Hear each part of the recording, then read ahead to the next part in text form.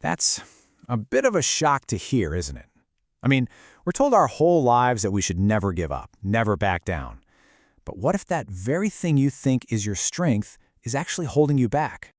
And that's what we're going to explore today. We're going to unpack this idea and find a completely different kind of strength, a path to finding what I love to call a little bit of happiness. Good morning. I'm Kosuke Okumura. It's so wonderful to start the day here with you. Now, we just opened with a pretty big idea, and I want to share something from my own life that really brings it home. Okay, so let's get right into it. There's something I call the stubbornness trap, and it's so easy to fall into. It's when we confuse being rigid, being completely unmoving, with having real character and strength. Just take a second and be really honest with yourself. Have you ever felt proud for just digging your heels in, for sticking to a plan no matter what the world was telling you? Yeah, I know I have. And for me, it was a huge, costly mistake. So let me tell you what happened. It's a bit of a painful story, but it honestly taught me one of the most valuable lessons I've ever learned. For years, at my factory, I was absolutely fixated on one way of doing things. I was convinced it was the only way to succeed. My team would bring me numbers, they would tell me the market was changing, and I just refused to listen. And you know the craziest part? I gave it a noble name. I told myself, oh, I'm not being stubborn. I'm showing grit. I have perseverance. I was the strong leader who never wavered. But the truth? The truth was, I was just afraid. I was terrified of being wrong, of looking weak. My ego was driving the car, and it was driving us straight off a cliff. And the result of all that so-called strength? We almost lost everything. My refusal to adapt pushed my business right to the very edge. It was an awful, humbling, and frankly terrifying experience.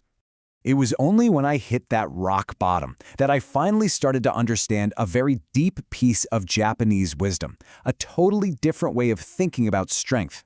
Not the strength of a rock, but the incredible, powerful strength of water.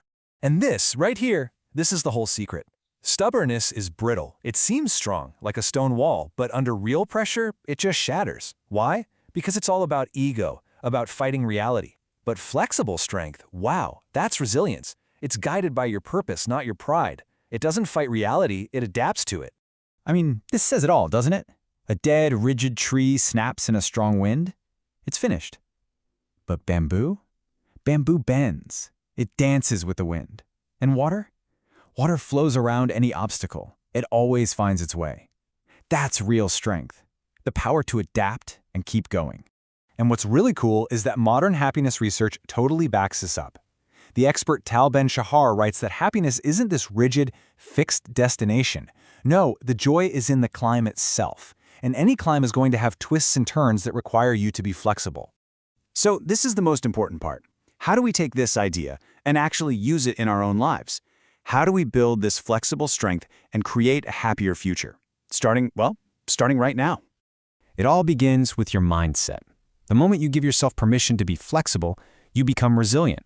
You can handle life's storms, not by trying to stand like a stone wall against them, but by bending with them, knowing that you won't break. So, here is your happiness hint for today. It's so simple. First, just notice. Find one tiny little thing you're being rigid about. Could be your coffee order, an opinion about a movie, anything.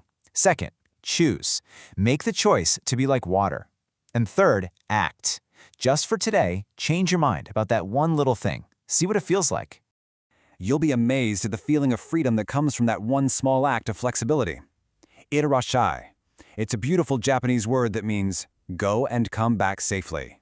Have a truly wonderful day.